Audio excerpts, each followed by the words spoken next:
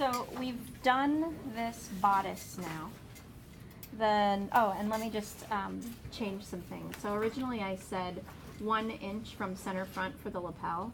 And after looking at it, I decided that either 2 inches from center front or 1 1/4 from our 3/4 inch extension. Either one of those looks good. So we'll simplify it and just say 2 inches from center front.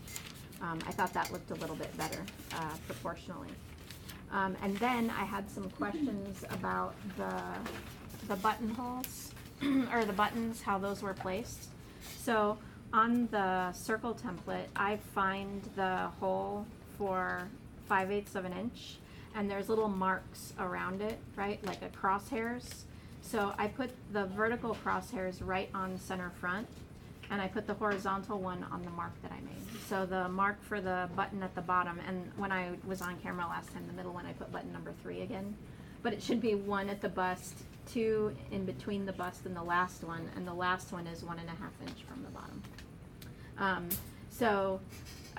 Just little crosshairs, and the buttons go right on center front. And then that extension that we gave it will give it what we need here for after we put the buttonhole in. So that answers that. So the next thing we need to do is the part that goes inside here. And again, this is the miniature version because I thought it would fit on the camera better. But we need this facing that goes inside here. And there's a couple layers to it. There's the fabric layer, and then there's also the fusible interfacing layer, which it's really hard to see because it matches this fabric so well on this one. So there's a bunch of things we could do. We could cut this one out that we just drafted and then trace it off, and then add tape, then put this one on brown, add the seam allowance, put that one on brown, add the seam allowance. That's probably the best way to do it, but I am weird about wasting paper. I go through great contortions and spend way too much time trying to figure out how to utilize my paper better. So I think a better paper utilization way might be to retrace your basic block off. Now, because I have this goes on the inside, I flipped my block over. Again, I'm crazy about not wasting paper, so I didn't trace the whole block off. I just traced about 3 inches of the shoulder, and then up to dart placement, which is a little bit, approximately 3 inches. So I just traced from 3 inches into the shoulder all the way around. So that gave me, and I still transferred my dots, made a mark for my bust level, and transferred the whole thing onto a piece of paper. Let me get this guy out of the way. So I have this here, and then I can do all the same stuff that I did, and then I just have to check it against that to make sure that I was accurate. So I had a 3/4 inch extension for my 5/8 inch button.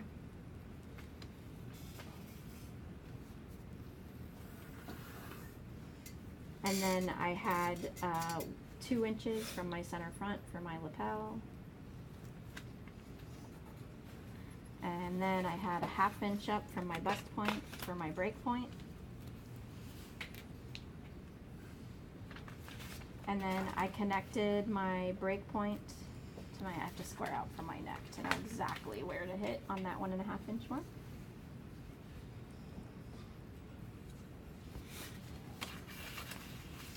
So there's going to be a difference in these two, not just that they're flipped, which is really not that big of a deal because there's going to be 2 of them, so it really doesn't matter that much if they're flipped. What matters is that this little piece that I'm making is the one that's going to face the world. So I think that was all we did on this one, right? Our 3/4 inch extension, our 2 inch lapel, and we were done, and our button placement and all that. So on this, what's going to matter is that right along here, that faces outward. And so we don't want this stuff to be peeking out after we sew it together, right? So we need to make a little modification on this pattern to make sure that we facilitate that relationship and that we see the facing and we don't see the bodice peeking out from the other side after we sew them together. So basically what you do is in this space right here, oh, I also need my 1/2 inch mark. In that space right there from where the collar meets, so that's that 1/2 inch notch that we made for the collar to the point, and then to the collar tip here out to the break point, we need to add a little bit right in the middle of each of those sections and then blend it to 0. And that'll facilitate the rolling. So I can just take my collar tip and match it to my collar notch, and take my collar tip and match it to my break point and find the center, and then add an 1/8 of an inch out. You see my hip curve? Oh, it's right here, good. So we'll just do the folding method. So collar tip to break point, find the middle, collar tip or lapel tip to collar notch, find the middle, and then go up an 1/8 of an inch from that spot.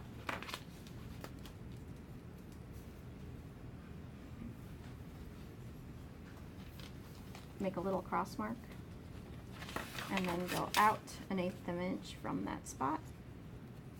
Make a little cross mark, and then use my variform curve or my hip curve to connect the dots. So I want it to be 0 at the break point and 0 at the lapel, but I want it to come out about an 1/8 of an inch at my cross mark at the middle. So my middle was here. It'd be really amazing to have a clear variform curve so I could see my line underneath. If I had my mechanical pencil, that would be better. So a little curve there, and a little curve here.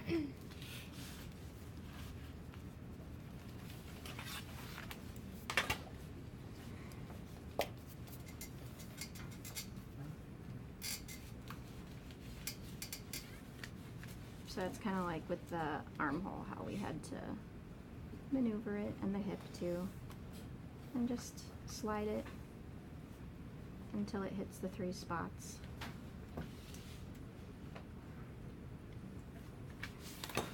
So we added a little bump up here and a little bump out there, and then the last thing we need is the shape of this other end of it.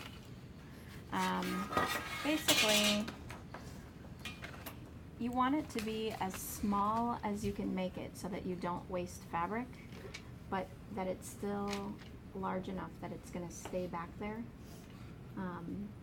So this is probably a little bit generous, but I like 2 inches. So I'm going to go